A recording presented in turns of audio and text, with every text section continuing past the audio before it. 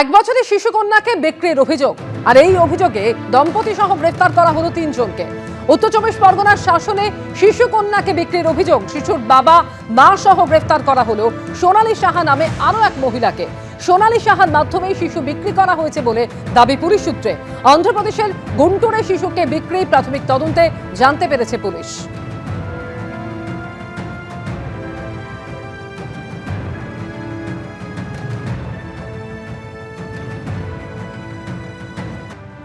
আনন্দপুরে মৃত্যু মিছিল, নরেন্দ্রপুর থানার সামনে বিক্ষোভ দেখালো মৃতর পরিবার।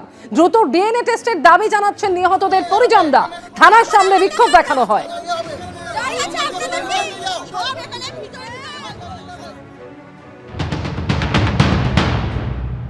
নরেন্দ্রপুর থানায় তাদের যে ডিএনএ স্যাম্পল সেটা দেওয়ার জন্য ডাকা হয়েছিল, কিন্তু সেখানেই দেখা যাচ্ছে বিলম্ব হওয়ায় বিক্ষুব্ধ যে সমস্ত পরিজনেরা রয়েছেন তারা রীতিমতো ভিতরে চলে এসেছেন এবং কোনো এক আশঙ্কার বশে এই মুহূর্তে তারা পুলিশের সঙ্গে রীতিমতো বচসায় জড়িয়ে পড়েছেন।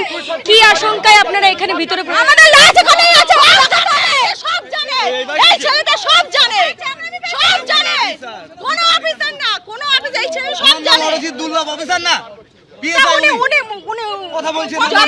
যখন এখানে বডিগুলো কে নিয়ে যাচ্ছে সাব ইন্সপেক্টর, উনি সব জানেন, উনি কি সব জানেন? আপনি বলুন, অফিসার আপনি বলুন, আমাদের বাড়ির লোক, ঠিক আছে, আমাদের কাছে না, 10 বছর বয়স, আপনি তো বাচ্চা, আপনাদের কে নিখোঁজ রয়েছে? আমার হাজবেন্ড, আমরা 2 দিন ধরে পুলিশ কি বলেছিল? কাল থেকে পুলিশ কোথায় কোঅপারেট করছে না আসলে, আমাদের কোথায় গেছে তার গেছে, আমরা আস্তে আর বলবো না, আস্তে বলার গল্প শেষ, আস্তে আর বলবো না। কি বলেছিল পুলিশ? বলছে 4টার সময় আমরা তোমাদের কথা বলবো। আমার বক্তব্য, এতদিন 2 দিন ধরে আমরা হন্না দিচ্ছি, এতক্ষণ লাগবে কেন? দিয়ে পঞ্চায়েতে যেতে বলছে, কি করতে আমরা পঞ্চায়েত যাবো, তার থানায় এসছি কেন? হ্যাঁ, এখানেই তো আমাদেরকে বলে গেল, ওয়েট করবো, আছি তো, কালকে 3টা থেকে তো ওয়েট করেই আছি। আমাদের অসুস্থ, গরিব বলে কি আমাদের এই অবস্থা? আমরা কি গরিব বলে?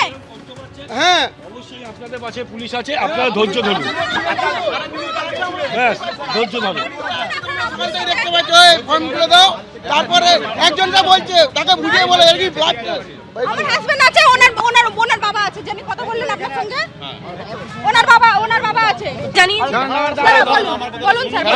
আমরা অ্যাসুরেন্স দিয়েছি যে আমাদের ডিএনএ প্রোফাইলিংটা প্রপার স্টেজে আপনাদের নাম যেইভাবে জমা পড়ছে আমরা সেই মতো করে ডক্টরের কাছে পরপর আমরা সবাই করিয়ে দেবো।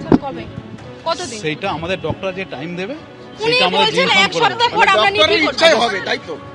ডক্টরই যখন ইচ্ছা, আপনারা ইচ্ছা না, আমি বলছি আপনারা আজকে গেছে আমরা তাহলে আপনি চাপ দিন, না আমার কথাটা শুনবেন, এমার্জেন্সি প্রসেস নেই, আমার কথাটা আপনি শুনুন, আমার কথা আপনারা তাহলে চাপ দিন স্যার, গভর্নমেন্টের এমার্জেন্সি যাতে আমরা পাই তাকে দিন।